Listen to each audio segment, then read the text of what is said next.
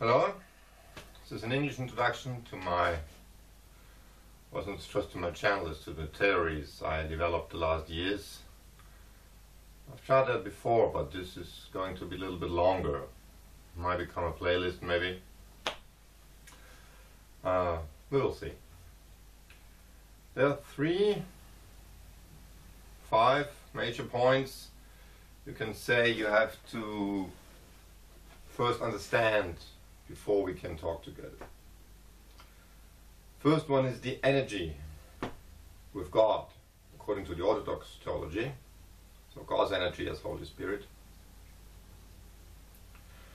This is shortly to be said what the Catholic and Protestant Church says is the Holy Spirit. Actually, in the Orthodox Church is an energy.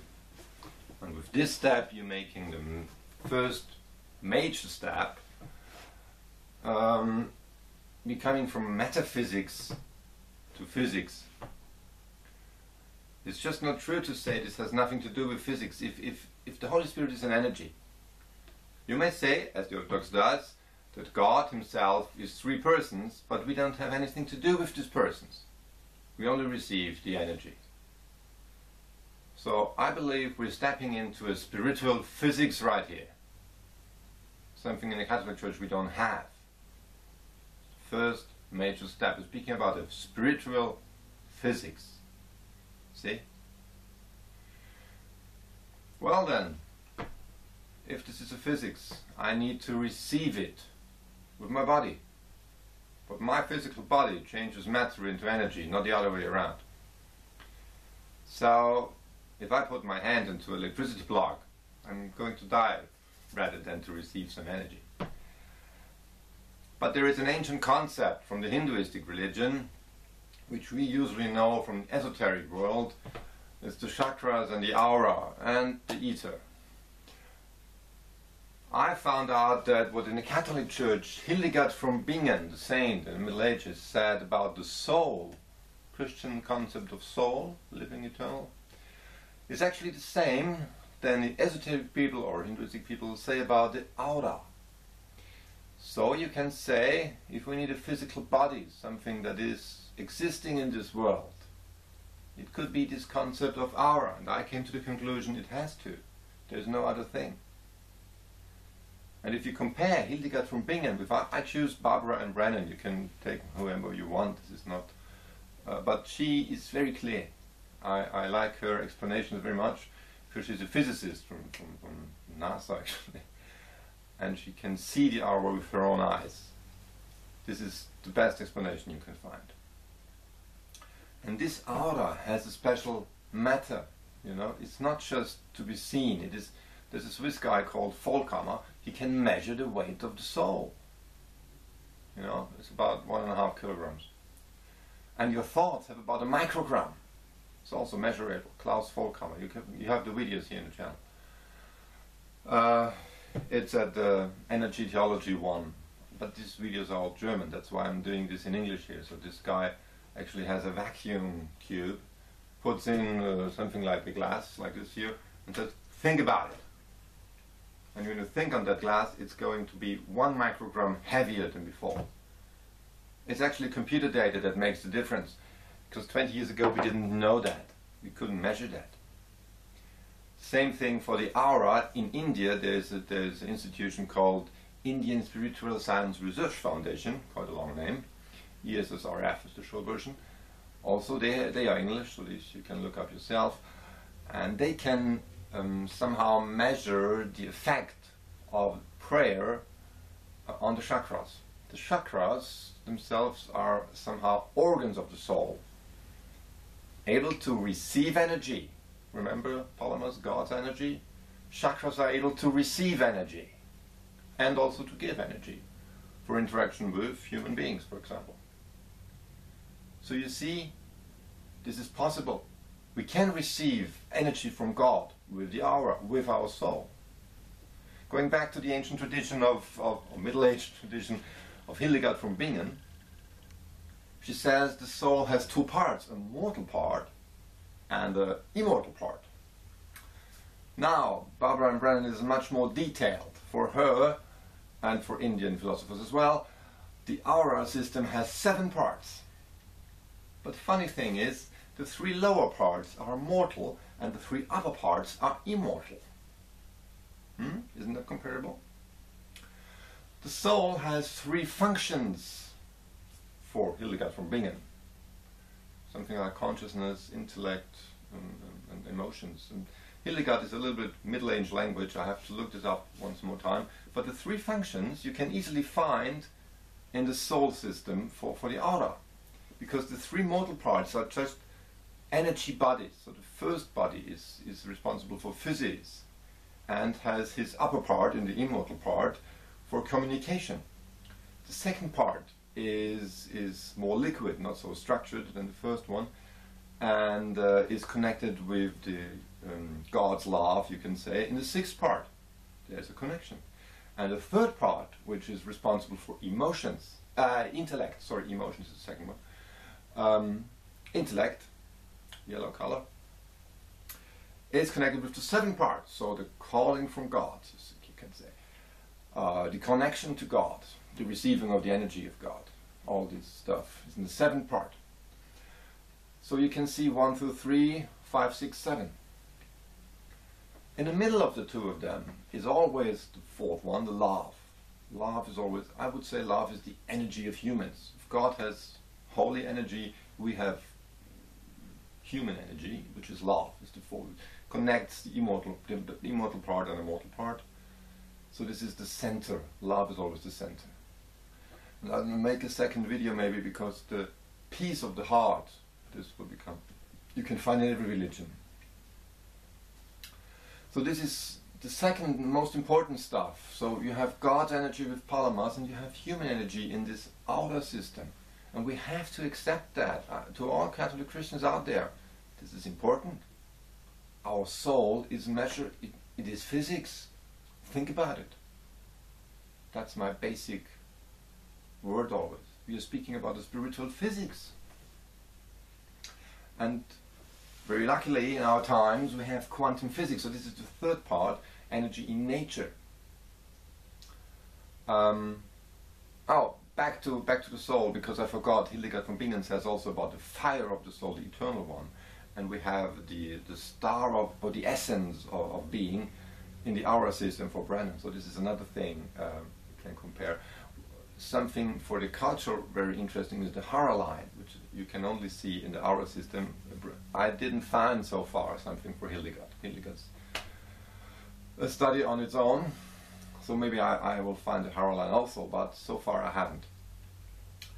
But the Hara line is in every culture different. So the Hara line is usually broken for many peoples, but it's actually the power center, which also is known for the Kung Fu fighters, the Tantien for them. Is the wishes of the soul, the second part here, and your intention above the head. This is the Hara line, the cultural line. The Hara line is different in every culture. So you can even explain cultural problems with this system. You see, you understand human beings so much more. And I think this is important for our spirituality. If you speak about liturgy, we should include that. Because if you straighten the Hara line, you can overstep cultural differences. And what we have refugee problems, cultural problems, all over, wars all over. So for world peace, this is an interesting point. See, and with meditation techniques, which we also practice too less in Christianity, it's possible. It is medicine. It's not just physics, it's medicine, it's biology, and it's even cultural, it's on a spiritual level. We have to think about this a lot. Well, now, let's go back to now one thing more. This is of course a little bit hard for Christians, because in the 8th level there is the recent lives. So this is reincarnation. Yes, but Origenes has taught that. If you look it up, there is a working circle for Origenes in Germany. And we know that in this Periarchon, I have written it, there is not written for reincarnation, but Ruffin, the translator, says clearly, and that's what the working circle in Germany found out, that he has put out the disturbing parts. So if Rufin, the translator, clearly says, I've put out this stuff, and of course it's not in it today. I have taken this for serious for so long, and they said, no, Origenes does not teach reincarnation. He does. And if you look it up in the dogmatic books, there's even the Concile in the 6th century, the Pope sent him out, so you can look it up. It's pre-existence, everything is there. So we have reincarnation in Christianity. We have pre-existence of the soul. It's there. So, and with pre-existence of the soul comes another part. If Jesus has a pre-existence, the whole words of Jesus get a different meaning. That goes back to God. Actually, in fact, God, for me, so far, Jesus lost his place in the Trinity.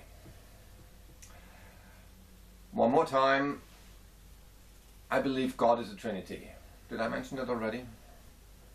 I believe the concile history is to be seen here as the root, because we needed to see that God is a Trinity. So I believe God is a Trinity. But the Holy Spirit is not a person, it's an energy. And Jesus is not part of the Trinity. It was just needed for us to understand the Trinity. That's why he put him in. And the Holy Spirit as well. Although for the Holy Spirit it might be rather easily to say it's also personality, because there's nothing without personality in God. So of course this concept is true. It's actually just Jesus coming out. The Holy Spirit stays. Just Jesus is a prophet. In this case, luckily I'm going to the Islam even. Although I get most of my ideas from Chinese and India and old Christian traditions, and in this case, even the Quran has something to say. It leads me to a world religion peace somehow. But I'm sorry, Jesus is not in the Trinity anymore. Yeah, that's about all. If you put reincarnation into the Bible scriptures of John 8, for example, I have been before Abraham. It's possible. Yeah. Or John, I think it was 14 or 15. Father, bless me as I was blessed before the world was.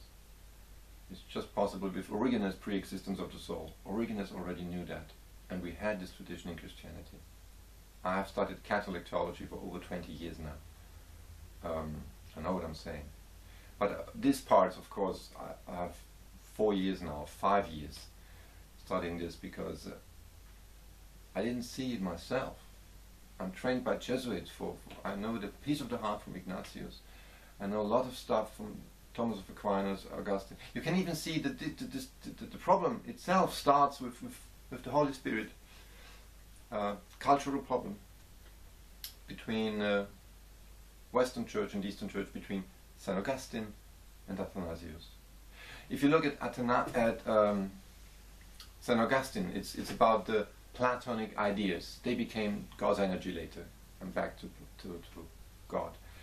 And St. Augustine put the idea of Plato inside of God.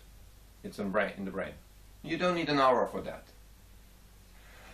But Athanasius, in the Orthodox Church, or in the Western Church as well, he defined our Trinity with others. But he said there are things peri auton, in the fight with Arius, There are things around God, peri auton, around God. So this is the energy, this is the Platonic ideas around God. Even more clear, Basileus from Caesarea, I love this one. He says, God's essence is one, but his energies are many. It's written in Quantenphysiks chapter 1 verse 14. I really literally, I drank it. This was my food the last years.